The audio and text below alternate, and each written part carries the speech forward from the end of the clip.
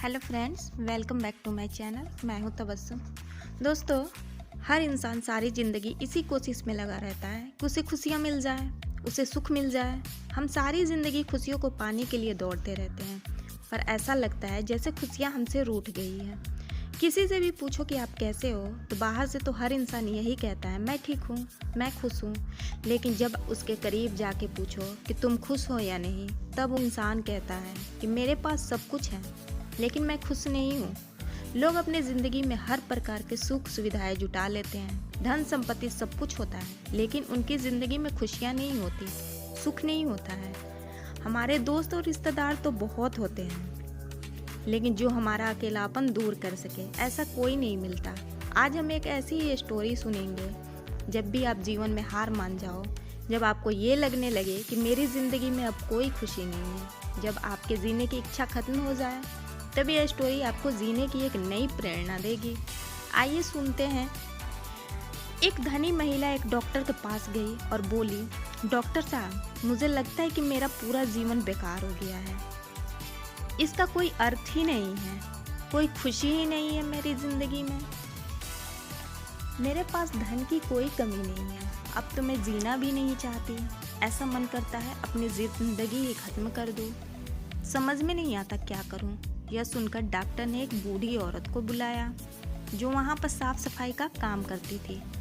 उस अमीर औरत से कहा, मैं इस बूढ़ी औरत से तुम्हें ये बताने को कहूँगा कि कैसे इसने अपनी ज़िंदगी में खुशियों को ढूंढा। मैं चाहता हूँ कि तुम इसे ध्यान से सुनो कि इसकी ज़िंदगी कैसी थी और इसने कैसे खुद को संभाला। तब उस बूढ़ी औरत ने अपना झाड़ू नीचे रखा और बताने लगी, मेरे पति की मलेरिया से मौत हो गई और उसके 3 महीने बाद मेरे बेटे के भी सड़क हादसे में मौत हो गई। मेरे पास कोई नहीं था, मेरी ज़िंदगी में कुछ नहीं बचा था। मैं सो नहीं पाती थी, कुछ भी कर नहीं पाती थी। मैंने हंसना मुस्कुराना ही बंद कर दिया था। मैं अपनी ज़िंदगी को ख़त्म करने का तरीका ढूंढने लगी। जब मैं काम से घर आ रही थी, तब एक छोटा बिल्ली का बच्चा मेरे पास पीछे पड़ गया और बाहर बहुत ठंड थी, इसलिए मैंने उस बच्चे को अंदर आने दिया। उस बिल्ली के बच्चे के लिए मैंने दूध का इंतज़ाम किया और वो सारा दूध पी गया। फिर वो बिल्ली का बच्चा पैरों से लिपट गया और मेरे पैरों को चाटने लगा।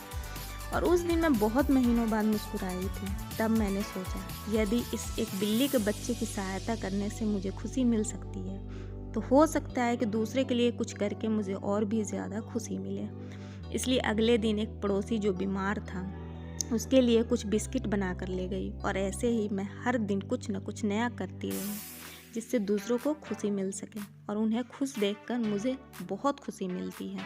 आज मैंने खुशियाँ ढूंढ ली है, दूसरों को खुशियाँ देकर। यह सुनकर वो अमीर औरत रोने लगी। उसके पास तो सब कुछ था जो पैसों से खरीद सकती थी, लेकिन उसने वो चीज़ खो दी जो पैसों से खरीदी नहीं जा सकती है।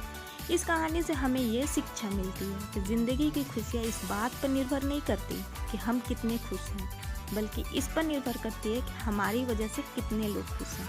तो जब भी ज़िंदगी में आपको ये लगे कि आप खुश नहीं हैं, आपकी ज़िंदगी में खुशियाँ ख़त्म हो गई है, तो एक बार यह कोशिश करके देखना कि आपकी वजह से किसी और को खुशी मिले।